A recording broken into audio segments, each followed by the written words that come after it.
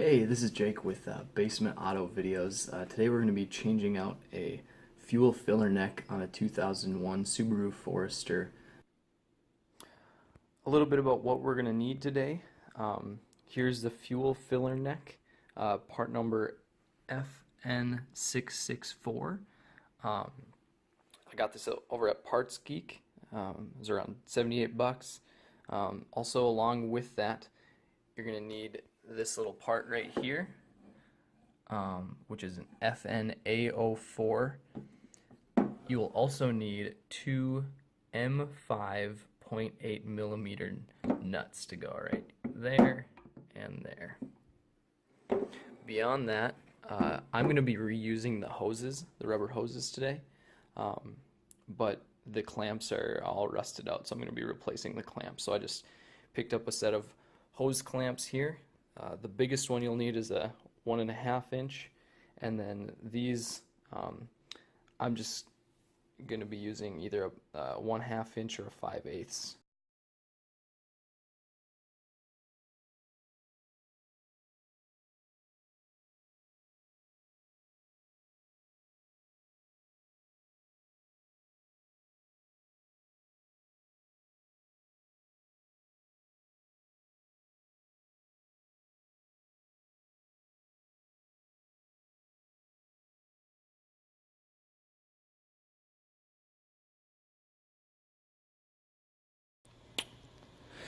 So the reason why I'm called Basement Auto is because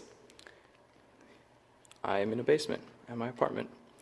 So the first thing you're going to want to do is locate the nuts for the plastic shield.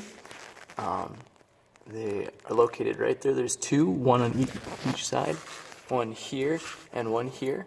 They're number 10. And then there's also one up here. You can't really see it, but there's usually a bracket up towards the top, but mine is completely rusted out and gone. That's where all the junk had settled. So here, there's a little slot on the bottom. This is underneath the car. There's a little bracket that this just slides onto. So you have 1, 2, and 3 to get it off. First thing, I removed this nut here. These are two different pieces. You can actually choose if you want to replace these pipes.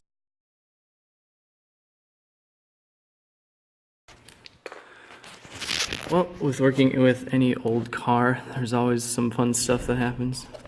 Check out this bolt, and these two both sheared off. So you take this plate off, and that's what's back there. I'm hoping that's just in the old part. So, okay, so right now we've removed all the screws from up by the gas cap. So the only thing that's holding this pipe up right now is the connection to this tube filling the gas tank. So this has been, I've been working on this for like 5-10 minutes now. You just kind of have to, I've been taking a flat head and sliding it up and kind of breaking the connection. Alright, so I've removed the tire. Wasn't able to get it out without having that removed. So here it is. Here's the old rusted piece of junk. And it comes out pretty easily after you get the tire off. I've done a couple things on since I've gotten this out. As you can see, I'm an engineer. I like to know how things work. When you put your gas nozzle in, it pushes this and closes this valve here. See, mine is all rusted to pieces.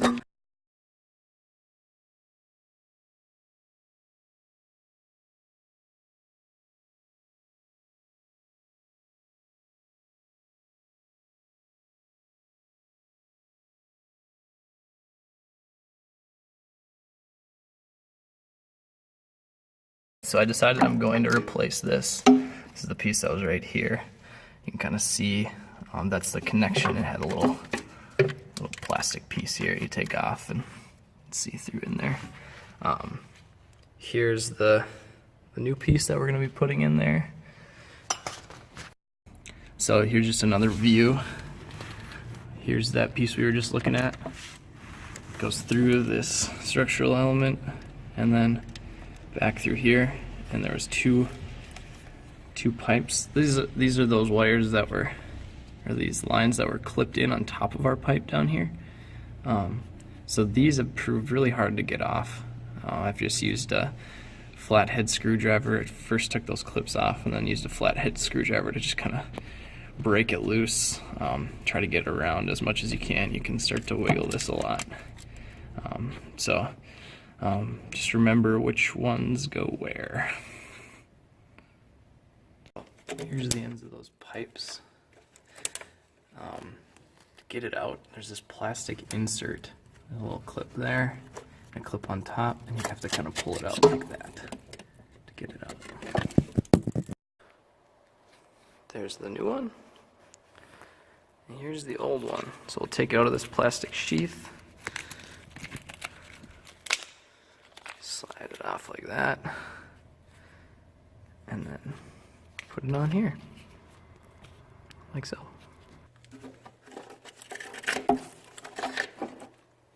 So this is the new one. It goes just right in here like this. Now we're ready to install the pipe. First of all, we have to take off this head here. But to do that, you just take off the 3 screws like we did. They're just a Phillips head. We'll start with that. Part of the reason why you're probably watching this is trying to figure out how to get this pipe up in here. So what I had to do is this, I think the tail on this one, the end that goes into the gas line, is actually a little bit longer than the original. So what I did is I put it in there really far, and then the kind of pivots around this axis like this. So it's kind of laying down over here. Put it in, laid it down, pushed it in, tilted it up, and then I had to actually bend the bracket right here. I had to bend it in a little bit in order to get it around, and then I had to kind of shove it up into here. It took me a little while to muscle it in, but it fits. So then getting this up here, I put in 1 screw, put in this top one, and then none of these other 2 holes weren't lining up, so I had to kind of, I put a needle nose pliers into this hole and kind of fished around until I was able to find the back hole, and then pried it down and put this one in, and then this one was lined up. Got this all put on there. It's a little scratched up already, but hey, a lot better than the last one. I should also mention that these 2 brackets, this one here on the back side and this one, this bolt goes through both of them, and then into this, there's a little bracket welded onto this back wall, so it goes right in there. That took a little bit of finagling to get it in there, and all that's left to do is to tighten the hose clamp on the gas line and put these hose clamps back on and call it a day. Here's what it looks like all put back together. You'll notice I used a new clamp there. These are the old ones. They're in decent condition.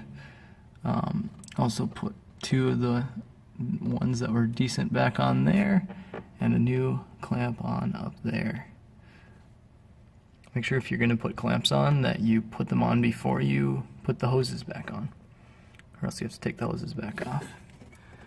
So that's what that looks like. Alright, so I just installed a new hose clamp on here.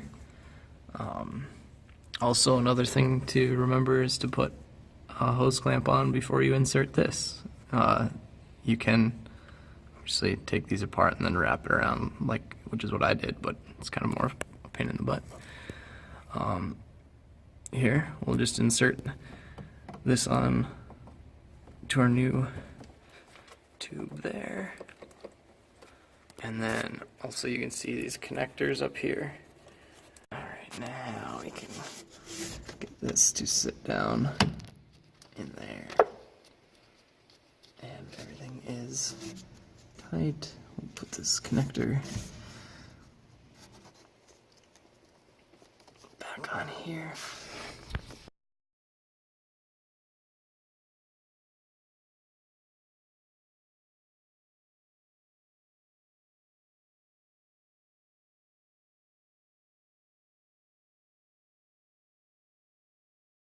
There is a fully installed shield.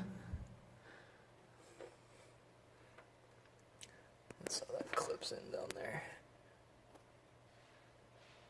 I had to bend that a little bit.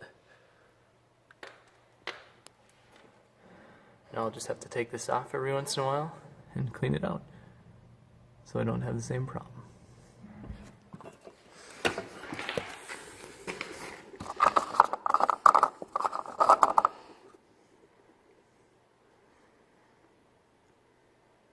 Pretty nice.